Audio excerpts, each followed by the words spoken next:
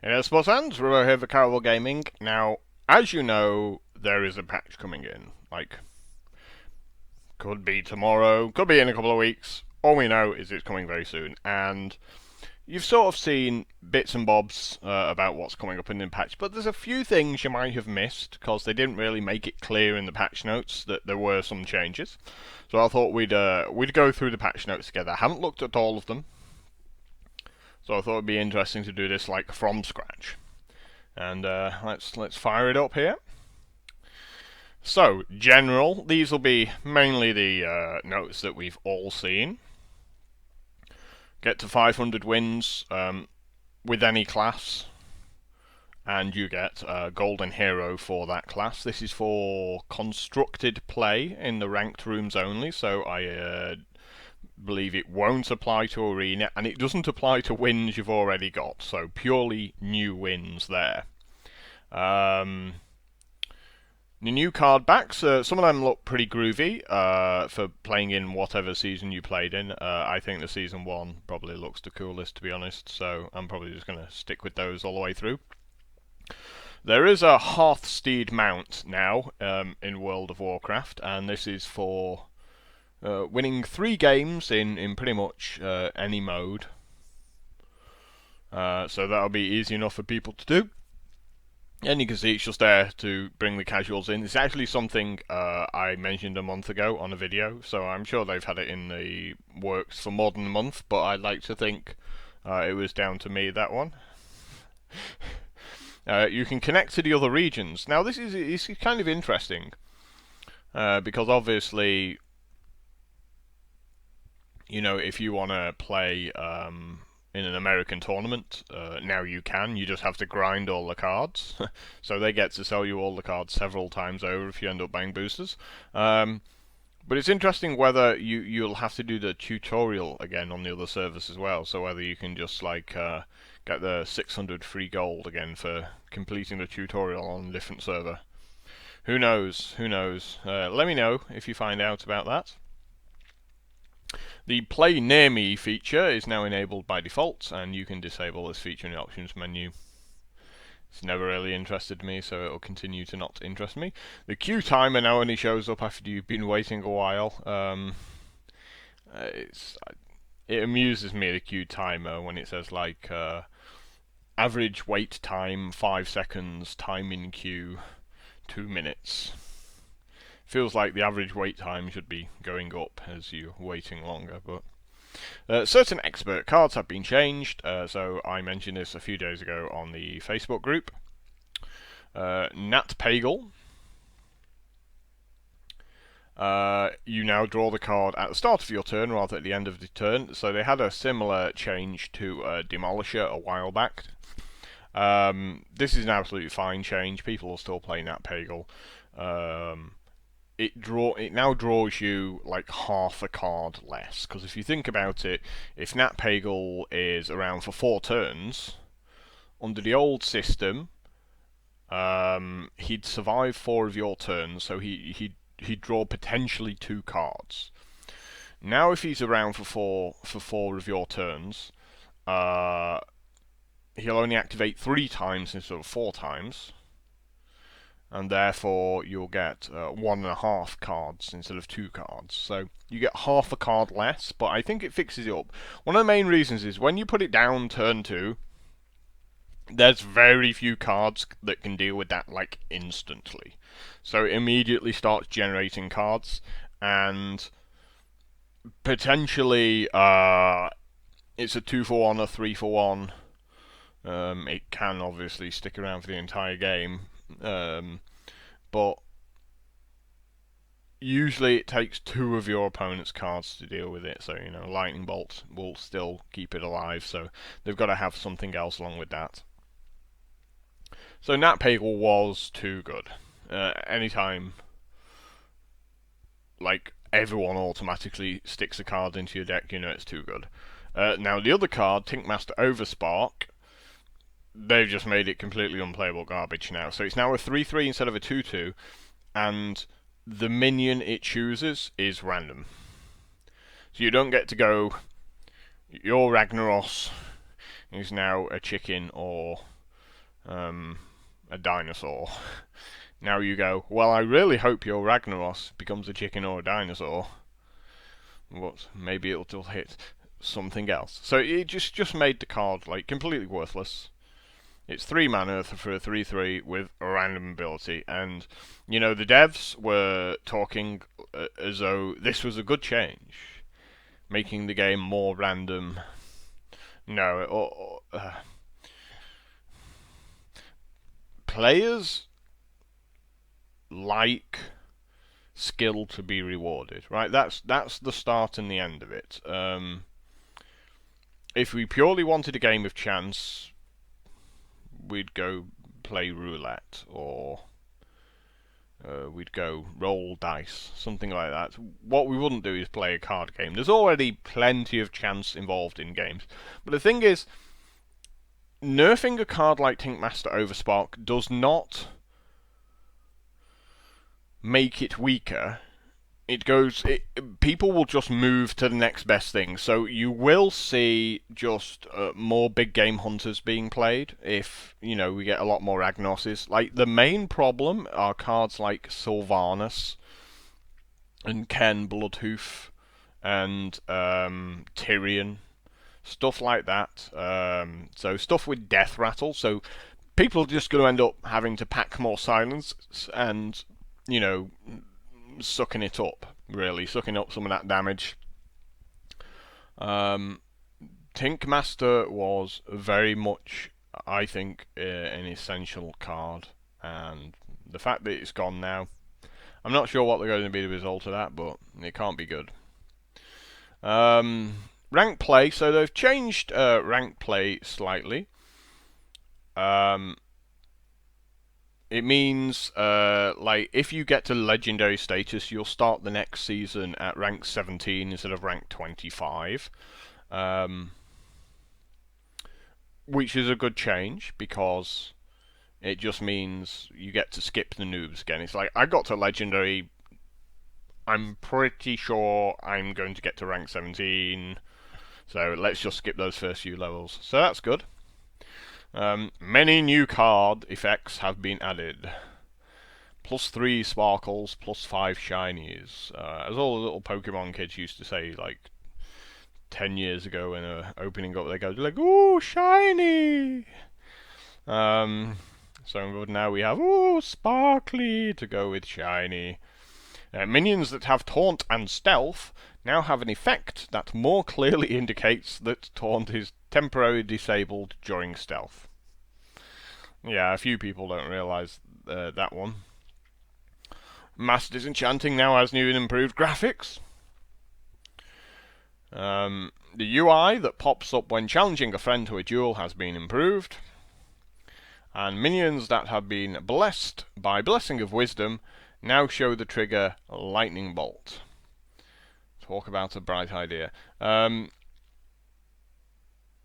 Maybe they could show who draws the card off Blessing of Wisdom. Maybe that would be the best thing. Because a few people don't realise, like, if they mind control your minion that had a Blessing of Wisdom on, you still draw the card when it attacks. You know, if you were the one who put Blessing of Wisdom on your own minion, of course.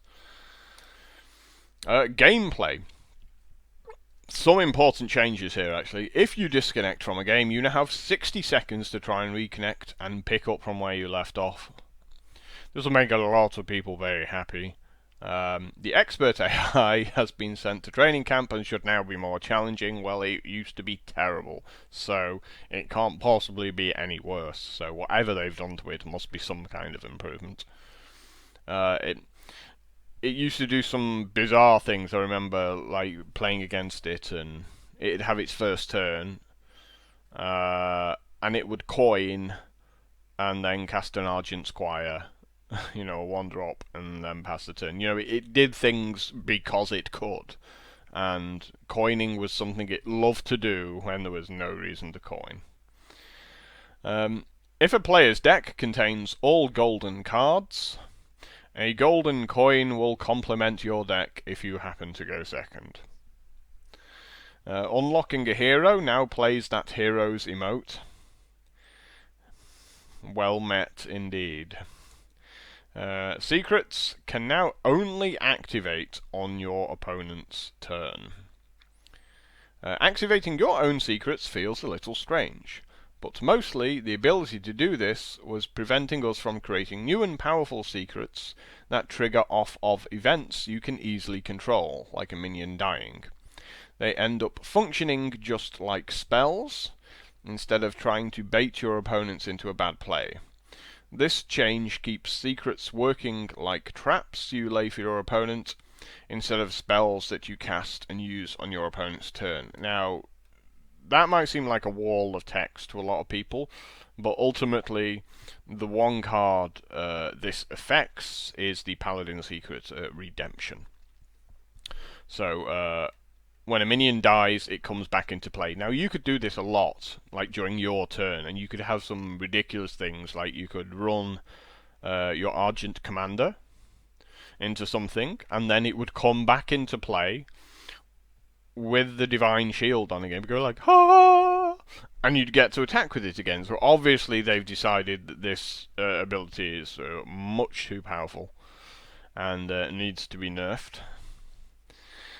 So as we say, hey, here are the card changes to Nat Pagan and Tinkmaster Overspark at the bottom there.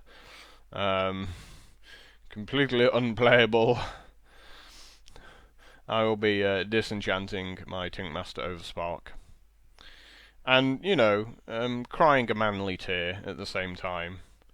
I did like Tinkmaster a lot. I think it really hurt the Paladin control deck losing Tinkmaster. Bug fixes. Water elementals now properly freeze armored heroes as intended. Okay. I actually quite like the idea of an armored hero not being frozen. Like, that makes a lot of sense to me, because technically you're not being damaged, but, you know, they've decided that's a bad thing.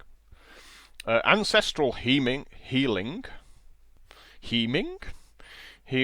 will now always attempt to heal a minion for its full health, regardless of its current health.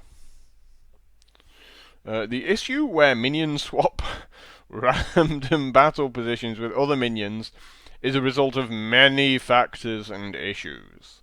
All known circumstances and issues that result in minions dancing randomly around have been resolved. I will believe that when I see it, because this has been a bug that has been plaguing Hearthstone for about 5 months.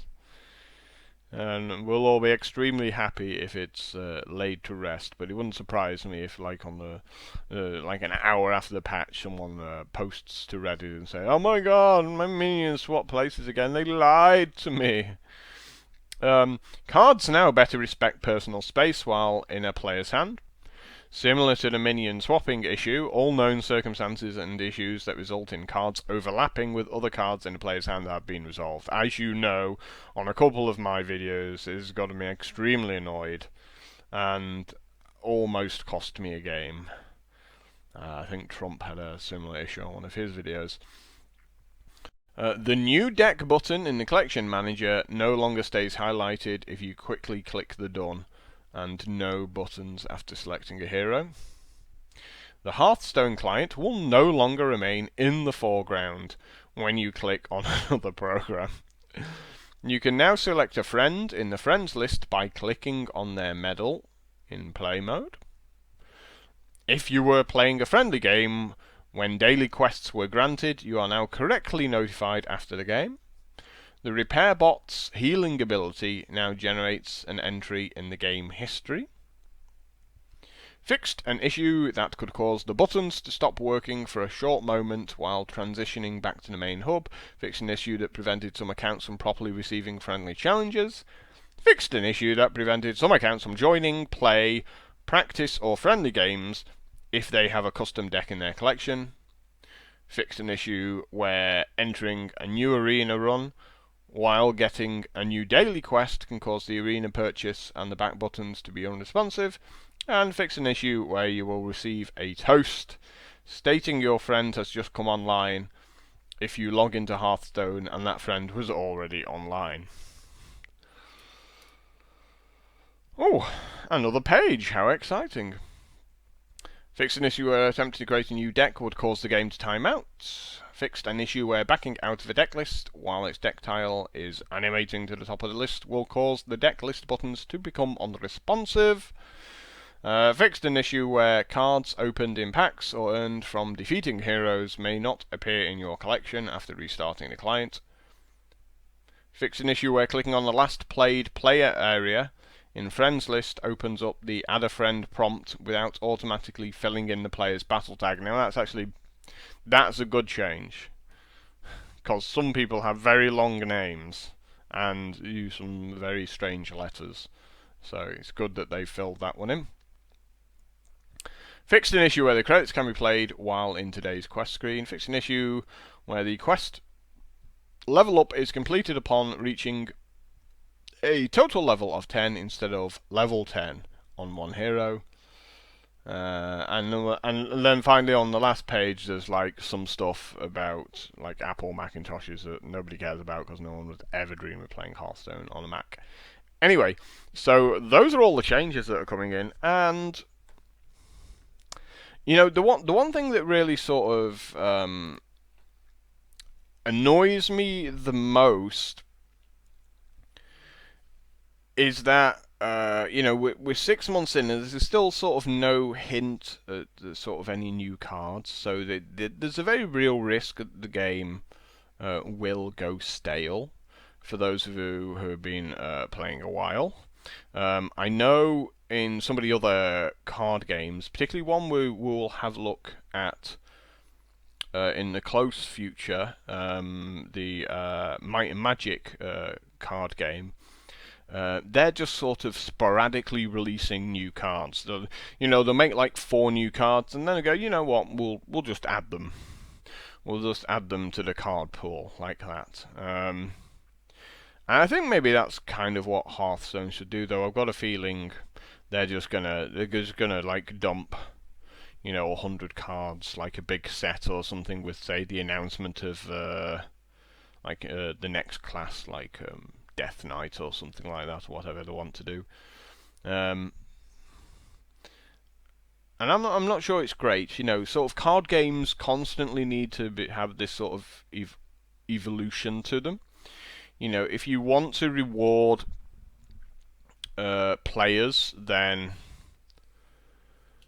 you have to release new cards and then sort of make some tournament fairly soon after.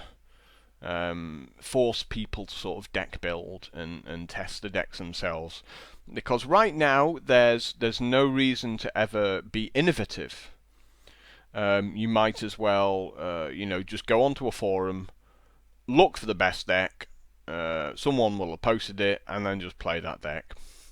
There's no reason to go out of your way and do any sort of deck building yourself. The card pool's pretty small as well, but there's no reward for anything of that other than the respect of your peers, which I don't think is enough by itself. So yeah, they need to desperately, as far as I'm concerned, release some new cards in that respect. Anything else really top of my head? No, I like the adding the mount to World of Warcraft. I'd like to see maybe a better mount for some actual, good achievements. I think sort of, or indeed just some items maybe that you could like sell on the auction house that you can only sort of get through playing Hearthstone.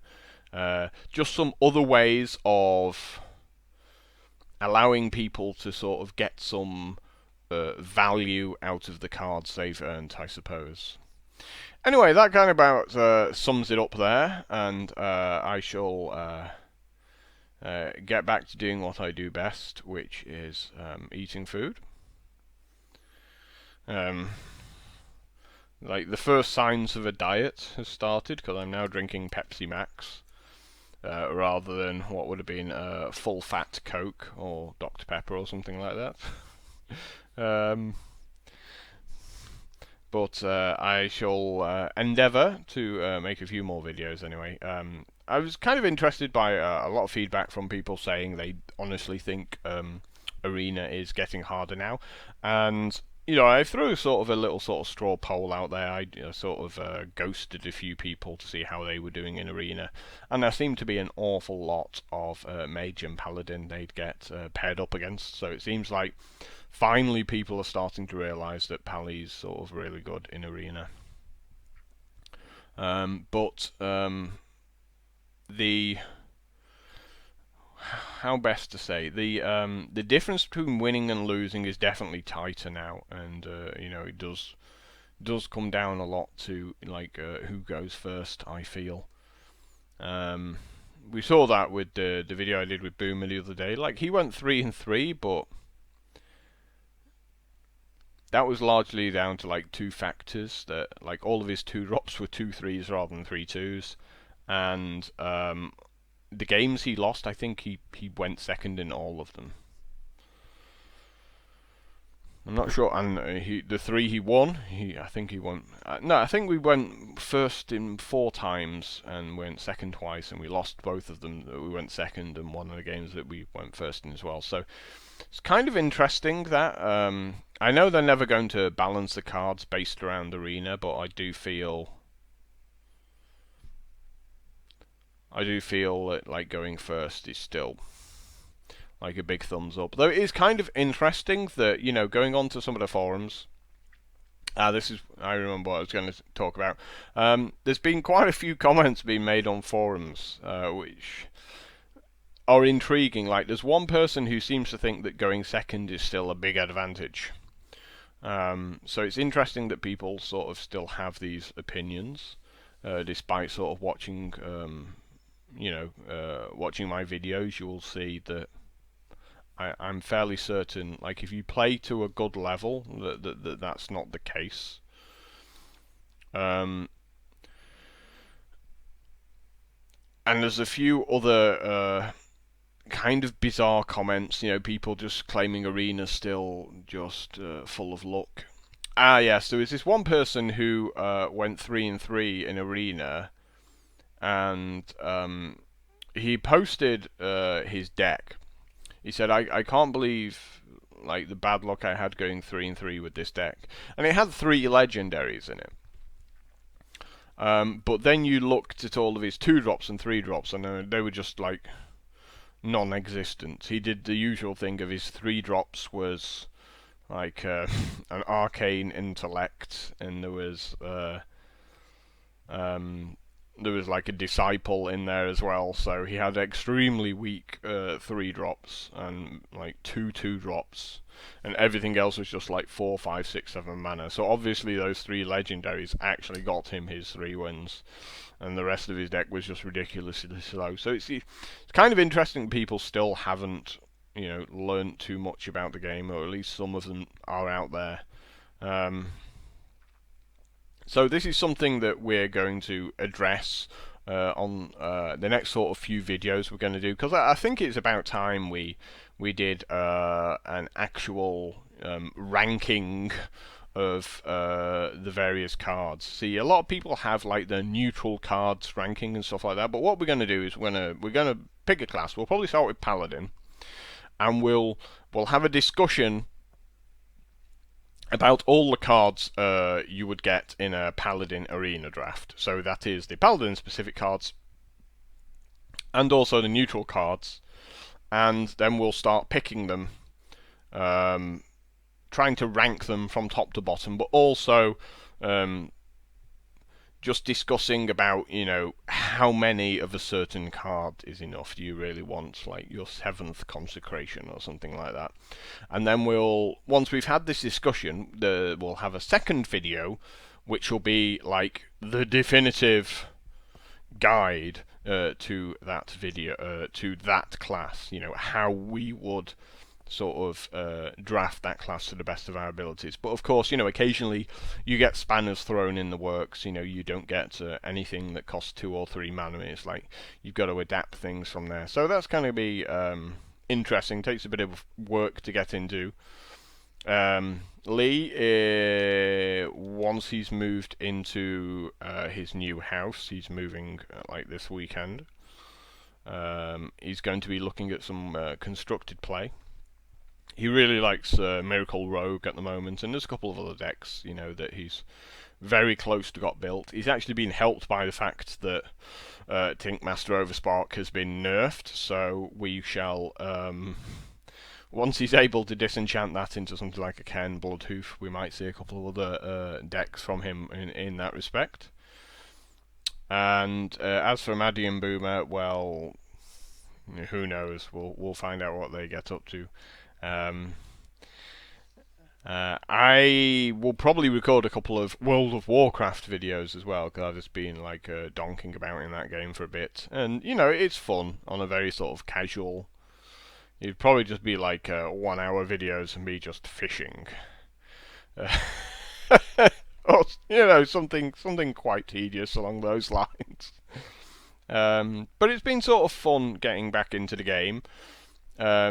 There's an interesting thing they've just announced in the game, which is if you buy the expansion, which will be out before the end of this year, you can have a new character instantly at level 90. So you can, you don't have to level up, which is nice, I guess. But the important bit is that they automatically improve your 2 professions as well, because stuff like engineering and enchanting, they just took forever to level up. So now they've just gone, you know what, we'll level you to 90, but we'll also give you your 2 professions as well. So they're trying to get people to get back into playing World of Warcraft, which is understandable, given like the numbers have been dwindling. My big gripe over that would be, a lot of time when you quit playing, you think about playing again, because you've made some new friends and they play on a different server, so all of a sudden you're like, well, I'm emotionally attached to my characters because they've got all my achievements on and stuff like that. But to transfer over would cost like $20 a character, and also if I had to do a faction change, that's another like $15 or something like that, and then I'd have to buy the expansion because I don't have that yet, so that's another like $30, $35, $40, and then I'd have to subscribe. And you look at all of this and you go, so for me to sort of get back into World of Warcraft, it's going to cost like $120 or something like that, and you just go, that's ridiculous. Especially when there's so many good games on Steam. You just wait for the Steam sale to come round in sort of spring, summer, Christmas, and you pick up some absolute bargains for like $8. Like Civ 5, which I've like pumped like 3,000 hours into and stuff like that, and you just go, how can I justify spending all this on World of Warcraft? Or at least, a lot of people who